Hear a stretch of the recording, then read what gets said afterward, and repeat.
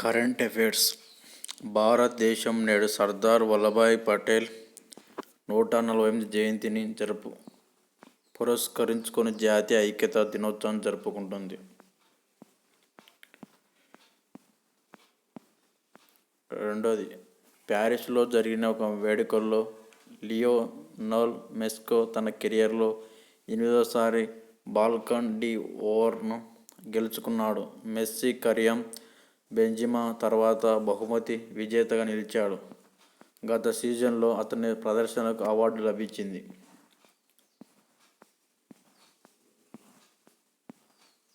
చైనాలోని హంగ్జౌలో జరిగిన ఆసియా పౌర గేమ్స్ భారత్ బృందం రికార్డు స్థాయి 111 పతకాలను సాధించి తమ అత్యంత పతకాలను ఈవెంట్లను ముగించింది. వారు 29 స్వర్ణాలు, 31 రజతాలు మరియు 51 కాంస్య పతకాలను సాధించింది. పతకాల లెక్కింపులో దేశాన్ని 5వ స్థానంలో నిలిపారు.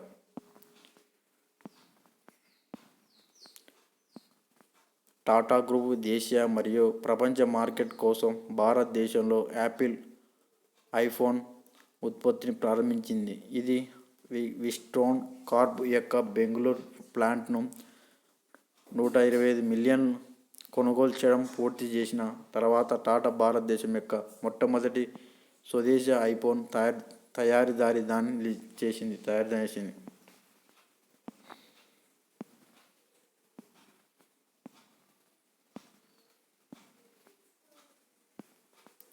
ఆస్ట్రేలియా స్టార్ గ్లెన్ మ్యాక్స్వెల్ నెదర్లాండ్లో జరిగిన క్రికెట్ ప్రపంచ కప్ మ్యాచ్లో కేవలం 40 బంతుల్లోనే వన్డే ప్రపంచ కప్లో అత్యంత వేగవంతమైన సెంచరీని నమోదు చేశాడు. గ్లెన్ మ్యాక్స్వెల్ వన్డే క్రికెట్ ప్రపంచ కప్లో దక్షిణాఫ్రికా అంతకుముందు 2023 ఎడిషన్లో కొట్టిన ఐడెన్ మార్క్ రామ్ 49 బంతులు నెలకొల్పిన ఫాస్టెస్ట్ రన్ రికార్డును బద్దలుకొట్టాడు. దక్షిణ గోవాలోని పిట్పాట్రాలోని పండిట్ జవహర్లాల్ నెహ్రూ స్టేడియంలో 37వ జాతీయ క్రీడలను ప్రధాని నరేంద్ర మోదీ అధికారికంగా ప్రారంభించారు. గోవాలో తొలిసారిగా జరుగుతున్న 37వ జాతీయ క్రీడల్లో 28 రాష్ట్రాలకు చెందిన క్రీడాకారులు 43కు పైగా వివిధ క్రీడా విభాగాలు పాల్గొంటారు. ఈ గేమ్లో దేశవ్యాప్తంగా 10,000 మంది అథ్లెట్లను ఒకచోట చేర్చుతాయి.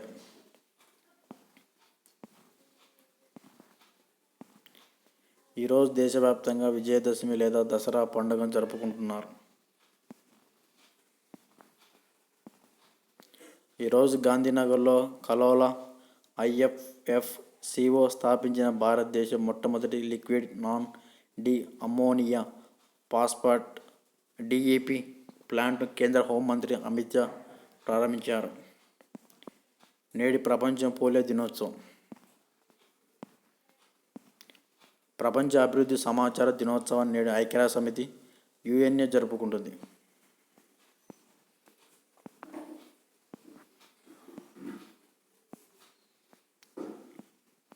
భారతదేశ క్రికెట్ దిగ్గజం బిషన్ సింగ్ బేడీ సుదీర్ఘ అనారోగ్యం తర్వాత 77 ఏళ్ల వయసులో తుది శ్వాస విడిచారు. బేడీ 1967 నుండి 1979 వరకు చురుకైన క్రికెటర్.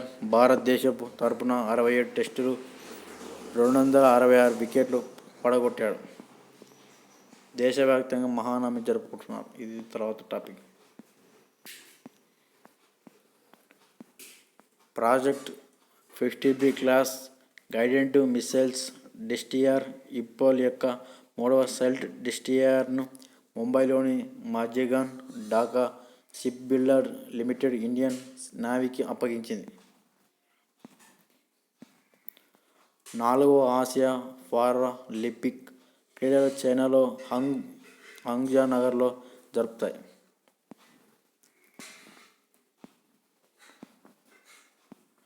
ప్రధాని నరేంద్ర మోదీ ఉత్తరప్రదేశ్లో భారతదేశ మొట్టమొదటి సెమీ హైస్పీడ్ ప్రాంతీయ రైలు సర్వీస్ నమో భారత్ జెండా ఊపి ప్రారంభించారు. ఉత్తరప్రదేశ్లోని సాహిబాబాద్ మరియు దైవా డిపో స్టేషన్ కలుపుతూ నమో భారత్ రైల్వేని ప్రధాని ప్రారంభించారు.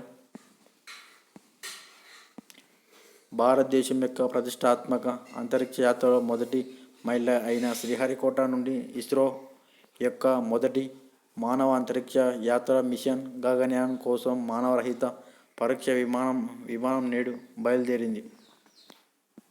జాతీయ పోలీసుల సంస్కరణ దినోత్సవం 2023 నేడు జరుపుకుంటుంది. జార్ఖండ్ మాజీ ముఖ్యమంత్రి రఘుబర్ దాస్ ఒడిశా గవర్నర్గా నియమితులయ్యారు. రాష్ట్రపతి ద్రౌపది ముర్ము ఇందిరా సేనా రెడ్డి నల్లోని త్రిపుర గవర్నర్గా నియమించారు. క్రిస్టోఫర్ లక్సనా న్యూజిలాండ్ 42వ ప్రధానమంత్రిగా ఎన్నికయ్యారు.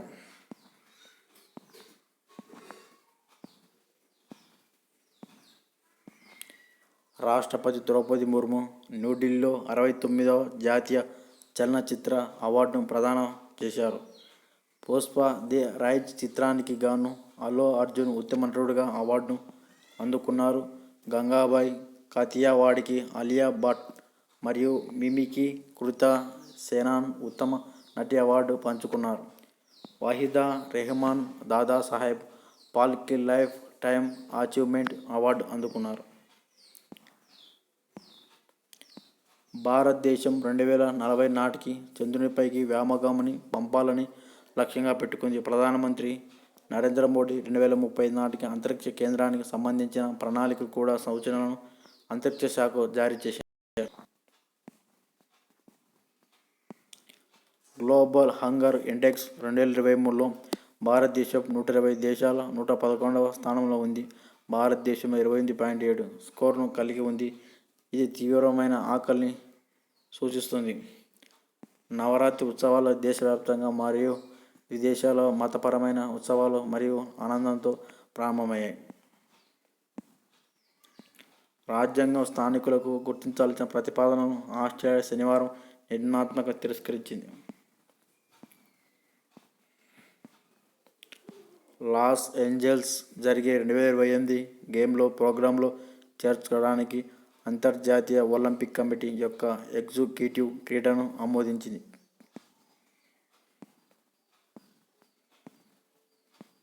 దేశంలో మహిళా శ్రామిక శక్తి భాగస్వామ్య రేటు ఈ సంవత్సరం 4.2% పాయింట్ నుండి 37% గణనీయంగా మెరుగుపడింది.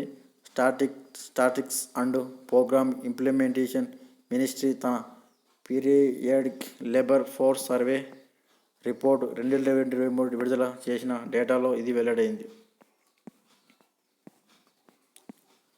వరల్డ్ అథ్లెటిక్స్ నీరజ్ చోప్రాను పురుషుల athletic cup of the year award 2023కి నామినేషన్ చేసింది. Javelin thrower Neeraj Bharat Olympic మరియు ప్రపంచ ఛాంపియన్షిప్లో బంగారు పతకం విజేత. నేడు అంతర్జాతీయ బాలిక దినోత్సవం. ఈ సంవత్సరంలో థీమ్ బాలికల హక్కులు. పెట్టుబడి పెట్టండి మన నాయకత్వం మనమే శ్రేయస్సు.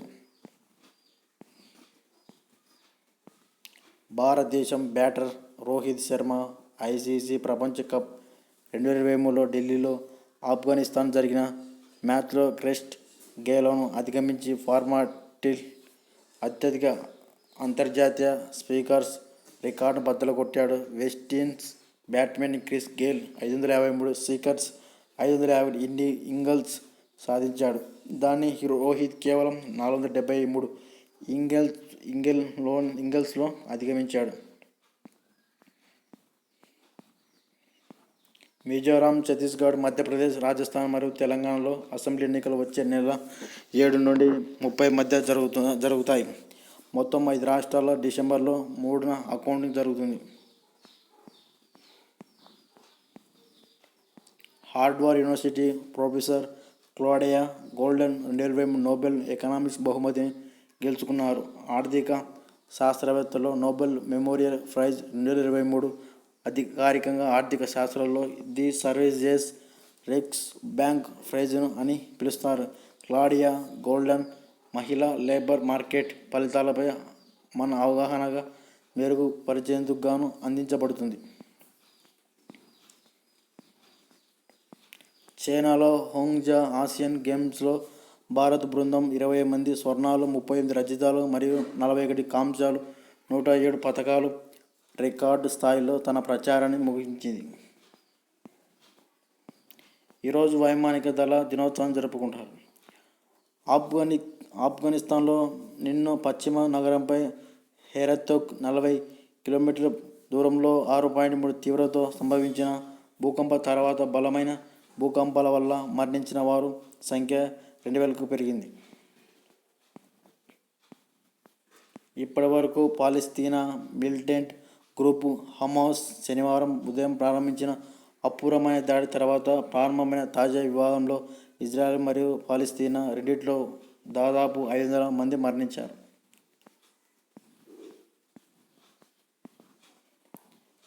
ఆసియా క్రీడల్లో 2023 భారత్ 20 స్వర్ణాలు, 35 రజతాలు మరియు 40 కాంస్యాలను గెలుచుకోవడం ద్వారా చారిత్రాత్మక 100 పతకాలను కైవసం చేసుకుంది. మహిళల కబడ్డీలో స్వర్ణ పతకంలో భారత్ 100వ పతకం మార్కును చేరుకుంది. సిక్కిం భారీ ఆకస్మిక వరదల్లో కారణంగా మరణించిన వారి సంఖ్య 56కు చేరింది. ఇప్పటి వరకు సిక్కిం నుండి 26 మృతదేహాలను స్వాధీనం చేసుకున్న మరియు పశ్చిమ బెంగాల్లోని తీస్తూ నది పరివాహక ప్రాంతంలో 30 మందిని కనుగొన్నారు.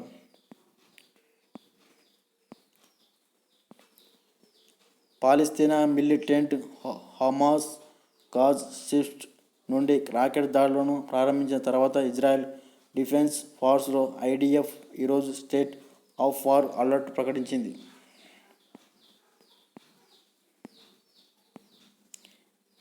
ఇరాన్ మానవ హక్కుల కార్యకర్త నారాస్ మొహమ్మద్కు నోబెల్ శాంతి బహుమతి 2023 లభించింది.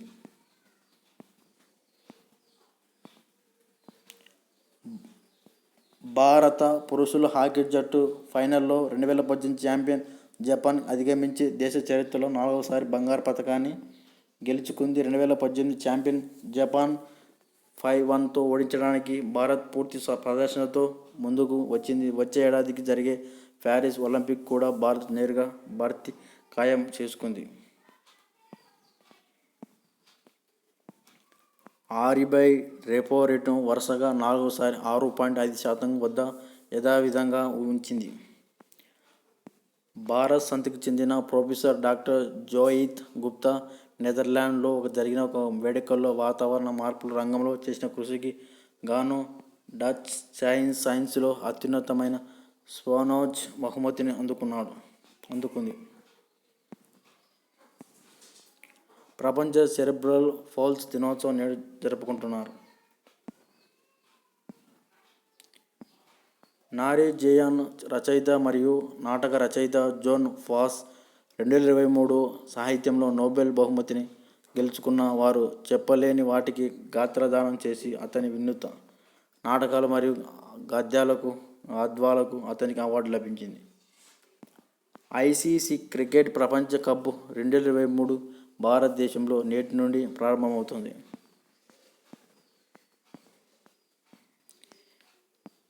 సిక్కింలో క్లౌడీ బర్ఫ్ కారణంగా తీస్తే నదిలో వరదలు సంభవించిన చూడంలో కనీసం 23 మంది ఆర్మీ సిబ్బంది మరియు 20 మంది పౌరులు తప్పిపోయారు. మార్నింగ్ బాబీ బ్రో మరియు అలెక్స్ ఇన్నోకోలకు క్వాంటమ్ డేటాల ఆవిష్కరణ మరియు సంశ్లేషణ కోసం రసాయన శాస్త్రానికి నోబెల్ బహుమతి లభించింది. హిందుస్థాన్ ఏరోనాటిక్స్ లిమిటెడ్ ఈరోజు మొదటి LCA తేజస్వి స్విటర్ ఏరోక్రాఫ్ట్ భారత్ వైమానిక దళానికి ఆదేశించింది. LCA తేజస్వి ట్విన్ స్విటర్ ఒక తేలికపాటి బరువు ఆల్-వెదర్ మల్టీ రోల్ 4.5 జనరల్గా ఎయిర్ క్రాఫ్ట్. ఆసియా క్రీడల్లో భారతదేశం యొక్క మొత్తం పతకాల సంఖ్య ఇప్పుడు 18 స్వర్ణం, 31 రజతం మరియు 32 కాంస్య పతకాలు అత్యున్నత 21కి చేరుకుంది. 2018 జాగృత ఆసియా క్రీడల్లో 70 పతకాలు సాధించడం భారత్కు మునుపటి ఆతిథ్యం.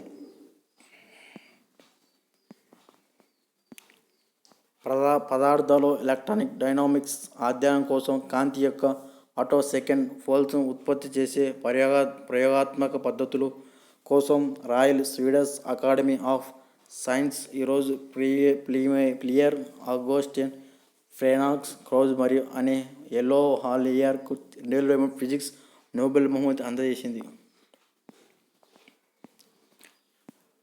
ప్రపంచ బ్యాంక్ 2023-24 ఆర్థిక సంవత్సరంలో భారతదేశం కోసం దాని వృద్ధి అంచనా 6.3% వద్ద కొనసాగించాలని నిర్ణయించింది. మహాత్మా గాంధీ 150వ జయంతి నేడు జరుపుకుంటారు.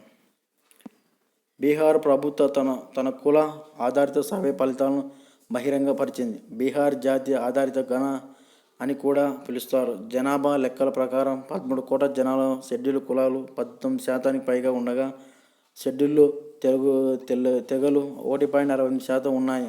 అగ్ర కులాలు లేదా సవర్ణాలు రాష్ట్ర జనాభాలో 15.52% ఉన్నారు. కొత్త కోవిడ్-19 వ్యాక్సిన్లకు మార్గం సుగమం చేసిన మెసెంజర్ ఆర్ఎన్ఏ, ఎంఆర్ఎన్ఏ సాంకేతికతకు సంబంధించి కటాలియన్ కోరక్ మరియు ట్రూవీమాన్ నోబెల్ మెడిసిన్ బహుమతిని గెలుచుకున్నారు. భారతదేశ మొట్టమొదటి సోలార్ రూఫ్ సైక్లోనింగ్ ట్రాక్ హైదరాబాద్లో ప్రారంభించబడింది. హెల్త్ వే అనే వినూత్న ట్రాక్ ప్రపంచవ్యాప్తంగా రెండవది. ప్రధానమంత్రి నరేంద్ర మోదీ రోజు స్వచ్ఛతా హీ సేవా అభియాన్ మెగా క్లీనింగ్ డ్రైవ్లో చేరడం ద్వారా దేశాన్ని నడిపించారు. తజిందర్ పాల్ సింగ్ టూర్ షూట్ పుట్ ఈవెంట్లో టాప్ పోడియం ఫినిషింగ్ సాధించగా, పురుషుల్లో 3000 మీటర్ల స్టీపుల్ చేజ్లో అన్వేష్ స్టేబుల్ ఆస్ట్రే క్రీడల్లో రికార్డు బంగారం పతకాన్ని గెలుచుకున్నాడు. మాల్దీవులు జరిగిన అధ్యక్ష ఎన్నికల్లో ప్రతిపక్ష పిఎన్సి కూటమికి చెందిన డాక్టర్ మహమ్మద్ మొయాజ్జం విజయం సాధించాడు. ఆర్మీ ట్రైనింగ్ కమాండ్ ఈరోజు తన 30వ రైజింగ్ డేను జరుపుకుంటుంది.